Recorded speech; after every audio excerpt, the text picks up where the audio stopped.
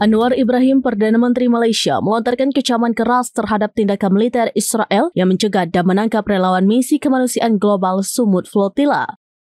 Bahkan ia meminta kepada Israel agar semua aktivis dari berbagai dunia untuk dibebaskan, termasuk warga negara Malaysia. Hal itu ia sampaikan dalam cuitannya di X pada Kamis 2 Oktober 2025. Menurutnya, armada tersebut membawa bantuan untuk Gaza, tapi justru diperlakukan seperti musuh. Ia bahkan mengutuk keras pencegatan Israel terhadap armada global Sumud. Dengan menghalangi misi kemanusiaan, Israel telah menunjukkan penghinaan total tidak hanya terhadap hak-hak rakyat Palestina, tetapi juga terhadap hati nurani dunia. Malaysia akan mengambil segala langkah yang sah dan untuk menuntut pertanggungjawaban Israel. Apalagi kata Anwar, jika warga negara Malaysia terlibat dalam penangkapan itu. Malaysia berdiri teguh dan tidak akan mundur daripada terus mendesak dan menuntut agar kezaliman dan perampasan yang telah berlarutan sejak sekian lama untuk dihentikan.